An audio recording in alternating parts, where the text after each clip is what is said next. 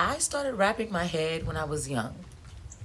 Not because someone taught me, not because it was trending, but because something in me knew that a wrapped crown carried weight, carried history, carried a kind of beauty that didn't need anyone's permission.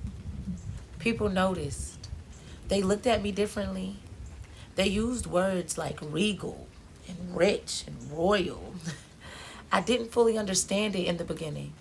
I just knew that when I wrapped my head, I stood differently, and the world responded differently. So I kept rapping. Then, in 2016, everything shifted. I was diagnosed with carcinoma, a vigorous cancer in my uterus. I sat in a treatment center at Levine Cancer Institute in Charlotte, North Carolina, hair intact, head wrapped, and I watched women walk by me. Beautiful women, strong women, women in the middle of the hardest fight of their lives, and many of them were bald. I remember the feeling that came over me in that room. It wasn't pity, it was a vow that no matter what happened to my health, no matter what this disease takes or tries to take from me, I will still feel beautiful. I will wrap my crown and I would feel like myself. I rapped more after that, every day almost. And every time I did, people stopped me, strangers, friends, women in parking lots and grocery stores and church hallways. They would look at my head and they would all say some version of the same thing. If only I could do that. What I heard was, I would if I could. And that is where Gele Galore was born.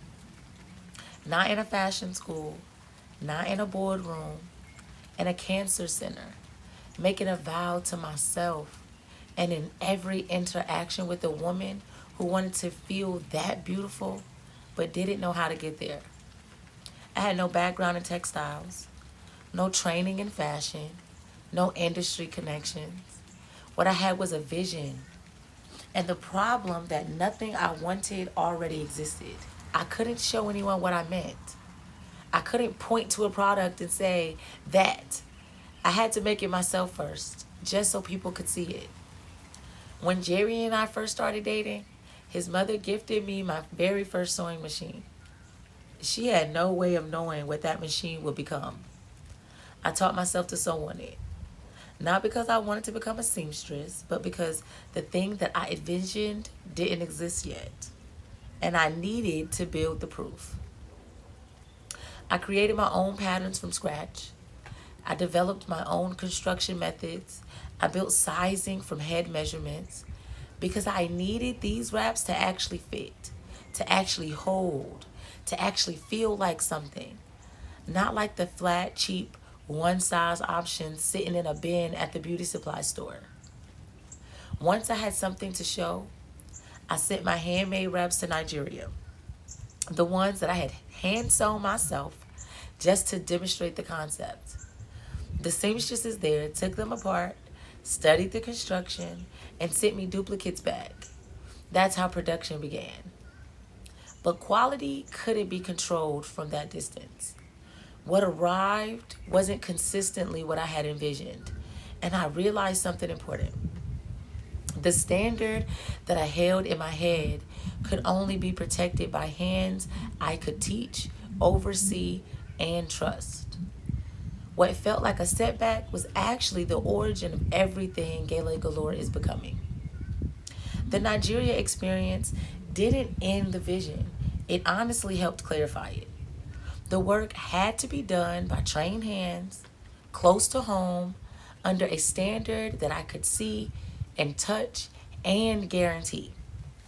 That's why the Gele Galore artisan cohort exists today. 10 people, one room, one standard, one city. Augusta, Georgia, built from the inside out.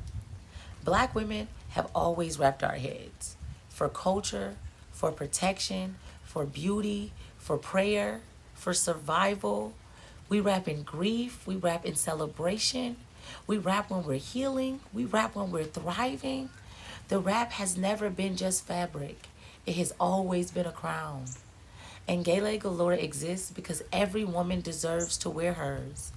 Regardless of what your hair is doing, regardless of what your body is going through, regardless of whether she learned how to rap intricately by herself, pre-wrapped, adjustable, handmade, luxury. Your crown, your way. We are now entering a brand new era. A full artisan fashion house, trained hands, culturally rooted, luxury positioned, a cohort of makers being built in Augusta, Georgia, who will carry this work forward with their own names behind what they produce.